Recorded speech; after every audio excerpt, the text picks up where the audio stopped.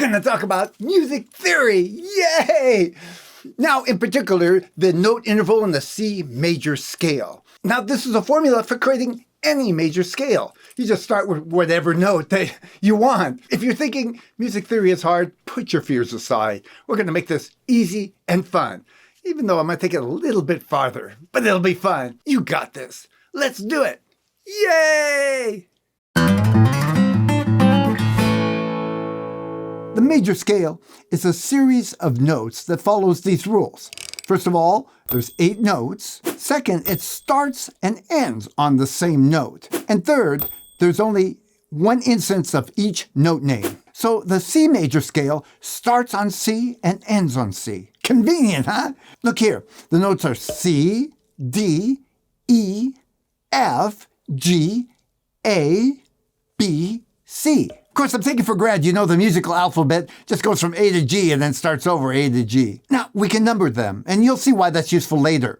We'll start with C, that'll be 1, D is 2, E is 3, F is 4, G is 5, A is 6, B is 7, and then C, 8. We call the distance between notes intervals. A common way to think about a scale is to consider the interval between each of the notes. So it's kind of a formula. If you put the exact space between the first note and the second note, and the exact same space between the second note and the third note, and so on, every time you're going to end up with a major scale. So the formula for a major scale is a whole step, then a half step, then a whole step, and a half step. In other words, if you start on C and you apply this formula throughout, you're going to end up with a C major scale. Now, different scales have different formulas. So if you use the formula for a minor scale and start on C, you'd end up with a C minor scale. If you use the formula for a Mixolydian scale and start on C, you'd end up with a Mixolydian scale, and so on. It's really helpful to learn the major scale first because everything else can be kind of compared to it, and it gives you a good foundation to build on. And you'll see when I say learn it, I'm not talking just intellectually, though that's a part of it. I mean actually listen to it and get that sound in your head so you can start to hear those spaces, those intervals. Let me show you what it looks like on the guitar. So first of all, to make sure we're on the same page here, 1 fret on the guitar is considered a half step. So this is a C note right here, and from C to C sharp would be a half step.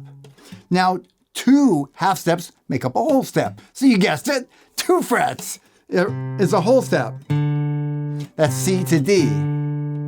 Now, we can apply that formula we talked about and make a C scale. We're going to start on the C note, go up whole, half, whole, half. 2 wholes, half, 3 wholes, half. That's how I remember it. So a whole, and now a half, 1 fret. Whole, 3 wholes, and then the half again. And yes, we end up on C, which is considered 1 octave. Now, we don't normally play the scale on just 1 string. I wanted to show you that so you can clearly see the intervals. The way I might normally play the scale is in a couple of different ways, but I'll show you a good way to learn right off the start if you're just learning a C scale. I'll choose the C note up here on the 6th string. It's the same note as here, but that allowed me to use a very common fingering for a major scale.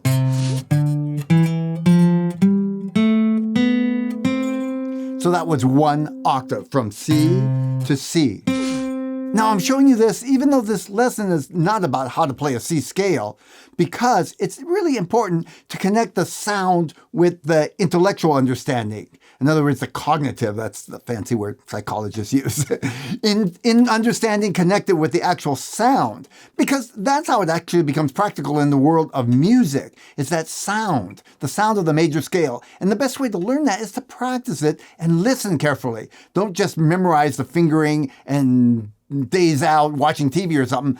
That's why you listen and pay attention to the sound.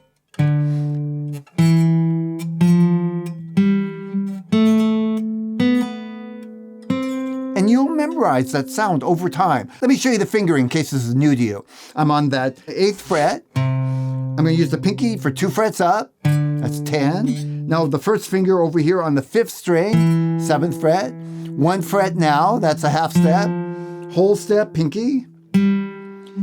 Now over next string, that's another whole step, by the way. Another whole step, third finger, and then the pinky. Right? We now have played the C scale in one octave. And it's helpful to learn the second octave. I won't go into that now. I'll certainly have another video on that. I do encourage you to go slow, play the scale slowly, listen to what you're doing, and of course get the fingering right, relax your hand, get good technique while you're at it. If you are new to the scale and you're finding it difficult, just remember a few notes at a time and then keep adding on. So start like this. Stop there and just practice those so you can do it fairly slow and easy. Then add some more notes. Not that one. Yes. Right? And then start again. Then maybe add the one or two more notes. I'm going to go all the way. I'm going faster than you would normally go. Then practice that, and then start from the beginning again.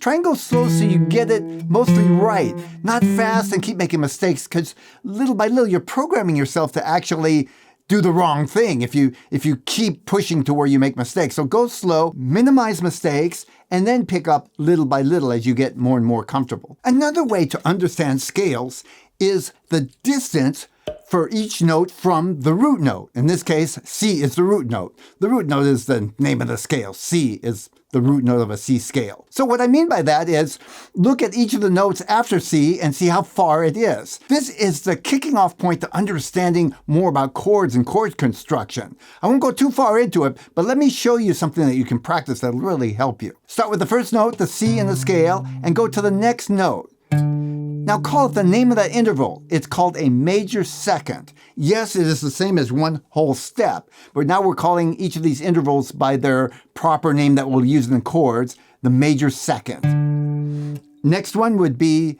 E, C to E.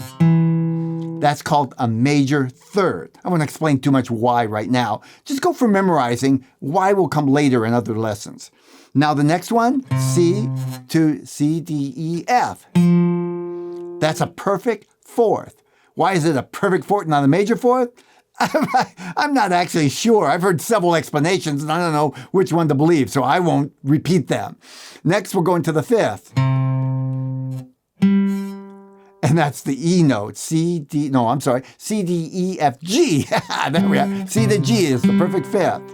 Now, the next one is A. That will be the sixth. Then C to B. And C to C. That's an octave. Oh, I forgot. C to B is a seventh. In this case, a major seventh. A major scale is going to be a major seventh. So the practice is to go one note at a time, starting with the first note each time. C to D, C to E, and so on. But go slow and listen carefully. Listen to the sound. Perfect fourth. That was C to F. C to G, perfect fifth. That's a great interval to know. Perfect fifth. Da, da, da. Yes, if you can sing it, great. But start with the guitar. Well, thanks for joining me. If you found it helpful, please give me a thumbs up and let me know in the comments. And if you'd like me to make more lessons on theory and scales, okay? Marco's having a good time? Let me know in the comments. Now, if you'd like to know more about this particular subject, I have a blog post you're gonna love. It goes more into the theory of how to use intervals to create chords, and it has an included downloadable cheat sheet. I've got a link for you coming up right there.